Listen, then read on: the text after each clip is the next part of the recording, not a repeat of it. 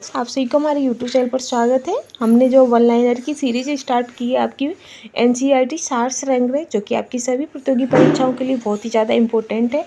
और हम अध्ययनवार यानी कि टॉपिक वाइज स्टार्ट किया है हमने, जिसमें इसमें हमने पहले लिया है भारतीय राज्य व्यवस्था, और हमने भारत का संवैधानिक विकास से संबंधित जो भी इम्पोर्टेंट क्वेश्चन थे जो कि हमारे एग्जाम में पूछे जाने की पूरी संभावना रहती है, वो हमने कंप्लीट कर लिए थे। साथ ही हमारी नेक्स्ट वीडियो में टॉपिक रहा था भारत के संविधान, जो भारत संविधान के जो विभिन्न प्रावधान है वह उनकी स्रोत कहाँ से, कौन सा प्रावधान लिया गया है। जैसे कि आपका जो मौलिक कर्तव्य है वो रूस के संविधान से लिए गए हैं।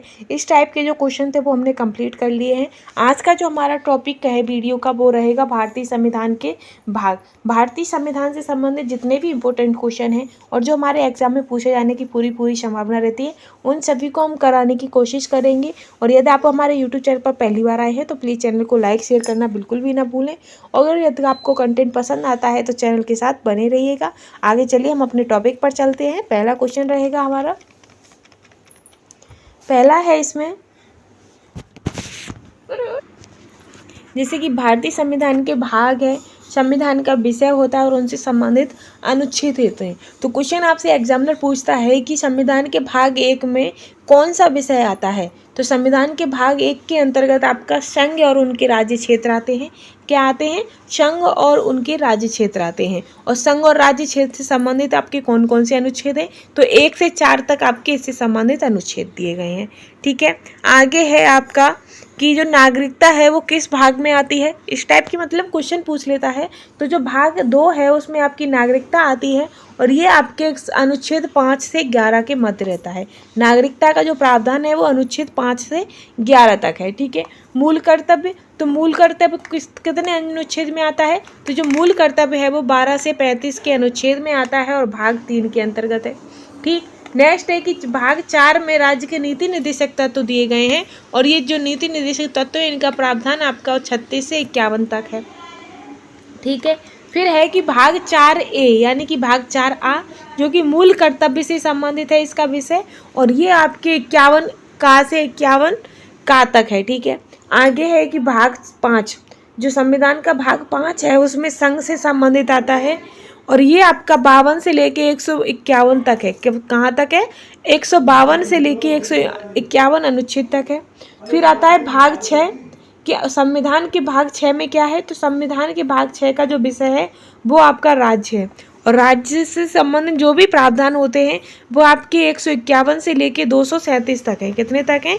151 से लेके 237 अनुच्छेद तक है। आगे आएगा आपका भाग 6 हो गया। भाग 7, तो भाग 7 में आपकी पहली अनुसूची के भाग खा के राज्य संविधान अधिनियम 1956 की धारा 29 और अनुसूची द्वारा निरस्त कर दिया गया है। जो भाग 7 है वो आपका अधिनियम जो 1956 हुआ था उसके अंतर्गत ये संविधान जो है वो निरस्त कर दिया गया है। ठीक है, अब है भाग 8।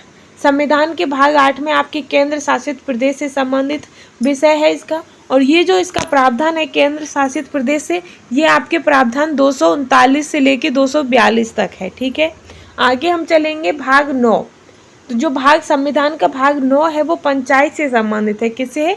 पंचायत से। और पंचायत से संबंधित जितने भी प्रावधान है वो आपके 243 से लेके 243 से लेके 244 होगा आपका। ठीक है, जो कि डा तक संबंधित है। ठीक, आगे है आपका 9 भाग 9 का है जो कि आपकी नगर पालिका से संबंधित है और ये आपका 243 ता से लेकर या तक है। ठीक है, फिर भाग आपका ये भी 9 ही है आपका 9 खा, जो कि आपकी सहकारी समितियों से संबंधित है। किससे? सहकारी समितियों से संबंधित है। भाग 9 आपकी पंचायतों से, भाग 9 का आपकी नगर पालिका से, भाग 9 खा आपका सहकारी समितियों से संबंधित है। ठीक है, आगे हम बढ़ेंगे कि संविधान सभा का जो हमारा भाग 10 है वो किससे संबंधित है। तो जो भाग 10 है वो आपका अनुसूचित जाति और जनजाति से संबंधित है और अनुसूचित जाति से जो संबंधित प्रावधान है वो आपके अनुच्छेद 244 से 244 का तक है। ठीक है, अब आता है आपका अनुच्छेद 11। जो भाग 11 है आपका, सॉरी, जो संविधान का भाग 11 के अंतर्गत आपके संघ और राज्यों के मध्य संबंध का विषय है। किसका है? संघ और राज्य के मध्य संबंधों का विषय है। और जो संघ और राज्यों के मध्य जो संबंधों का जो प्रावधान है वो आपका 245 से 263 तक है। ठीक है, आगे हम चलेंगे कि संविधान सभा का भाग 12। तो जो भाग 12 है वो आपका वित्त, संपत्ति, संविदाएं और वाद से संबंधित है। किससे? वित्त, संपत्ति, संविदाएं और वाद से संबंधित है। और इनका जो प्रावधान है वो आपका अनुच्छेद 264 से 300A तक है। ठीक है, आगे है आपका कि संविधान के भाग 13। तो संविधान का भाग 13 जो है वो भारत के राज्य क्षेत्र के भीतर व्यापार, वाणिज्य और समागम से संबंधित है। और इससे संबंधित जो आपके अनुच्छेद हैं वो आपके 301 से लेकर 307 तक है। ठीक है, आगे है आपका 14A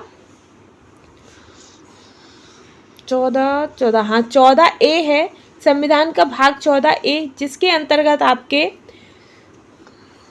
उसके अंतर्गत जो है आपका अधिकरण आता है। क्या आता है? अधिकरण, जो कि आपके 308 से 332 तक है। कितना? 308 से 332 तक है। ठीक है, नेक्स्ट संविधान के भाग 15। तो संविधान के भाग 15 के अंतर्गत आपका निर्वाचन आता है, जो कि इसका जो प्रावधान है वो आपका 324 से लेकर 329 का तक है। ठीक है, नेक्स्ट है आपका संविधान का भाग 16, जिसके अंतर्गत आपके कुछ वर्गों के संबंध में विशेष उपबंध, जैसे कि अनुसूचित जाति के लिए अनुसूचित जनजाति, पिछड़े वर्गों एवं आंगल भारतीयों के संबंध में जो विशेष उपबंध है वो सम्मिलित हैं। ठीक है, और जो इसका जो प्रावधान है वो आपका 330 से 342 के अंतर्गत है। ठीक है, आगे हम चलेंगे। नेक्स्ट है आपका कि संविधान का भाग 17। तो संविधान के भाग 17 में आपकी राजभाषा से संबंधित आता है, जो कि आपकी जो इसका प्रावधान है वो 343 से लेकर 351 तक संबंधित है। राजभाषा से संबंधित जो भी प्रावधान होंगे वो इसी अनुच्छेद के अंतर्गत होंगे। आगे है आपका संविधान का भाग 18, जो कि आपात उपबंध से संबंधित है। किससे है? आपात उपबंध से, जो कि ये आपके अनुच्छेद 352 से लेकर 360 के अंतर्गत आता है। नेक्स्ट है कि संविधान के भाग 19, जो कि प्रकीर्णन से संबंधित है। किससे है? प्रकीर्ण से, जो कि आपका संविधान के अनुच्छेद 352 से 60 और प्रकीर्णन का जो संबंध है वो 361 से 367 के मध्य आता है। ठीक है, आगे चलेंगे हम कि जो आपका संविधान का भाग 20 है वो आपके संविधान के संशोधन से संबंधित है, और ये आपके अनुच्छेद 368 के मध्य आता है। फिर है कि संविधान का भाग 21, जो कि आपके अस्थायी, संक्रमणकालीन और विशेष उपबंध से संबंधित है, और ये 369 से लेके 392 तक है आपका। ठीक है, आगे है भाग 22। जो संविधान का भाग 22 है वो आपके संक्षिप्त नाम प्रारंभ, हिंदी में प्राधिकृत पाठ और निरसन से संबंधित है, जिसके अनुच्छेद आपके 393 से 395 से तक है। ठीक है, ये तो हमने आपको पूरा फुल डिटेल में बता दिया है। इसी में से जितने भी क्वेश्चन बनते हैं वो इसी के अंतर्गत ही बनते हैं। किसी भी घुमा फिरा के एग्जामिनर आपसे क्वेश्चन पूछ लेगा।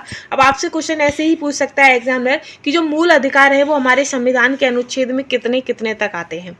तो मूल अधिकार हमारे किस में आते हैं? तो मूल अधिकार हमारे जो संविधान सभा के जो अनुच्छेद हैं वो 12 से 35 के अंतर्गत आपके मूल अधिकार आते हैं। ठीक है, अब आता है नीति निर्देशक तत्व कितने से कितने तक हैं। तो जो नीति निर्देशक तत्व हैं वो संविधान के अनुच्छेद 36 से 51 के मध्य जो है वो नीति निर्देशक तत्वों से संबंधित है। मूल कर्तव्य आपके संविधान का जो अनुच्छेद 51 का वो आपके मूल कर्तव्य से संबंधित है। और संघ से संबंधित जितने भी प्रावधान होते हैं वो आपके अनुच्छेद 52 से 151 तक रहता है। ठीक है, ये फिर आता है राज्य से संबंधित जो भी प्रावधान होते हैं वो आपके 152 से 237 तक होते हैं। ठीक है, फिर जो 7वीं है आपकी 238 जो आपकी अनुच्छेद है वो उसको निरस्त कर दिया गया है संविधान के द्वारा।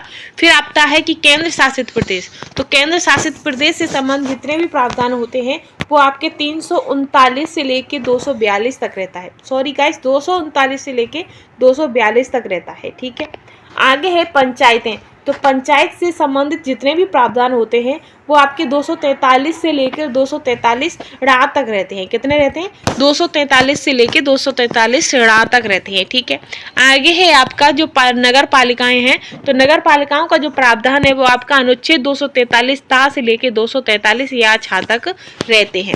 आपसे क्वेश्चन ऐसे ही पूछ लेता है कि 243 ता से लेकर 243 या छा के अंतर्गत किसका प्रावधान है, तो आपका आंसर हो जाएगा नगर पालिकाओं का। ठीक है, इसी तरीके के क्वेश्चन एग्जामिनर आपसे पूछता है। और फिर भी अगर आपको कोई भी डाउट है तो आप हमें कमेंट कर जरूर पूछ सकते हैं। यदि हमें अपने कुछ भी सुधार करने की ज़रूरत है तो वो भी आप हमें कमेंट में बता सकते हैं। और ऐसे ही कंटेंट अगर आपको हमारा अच्छा लगता है तो प्लीज़ चैनल को लाइक शेयर करना बिल्कुल भी ना भूलें।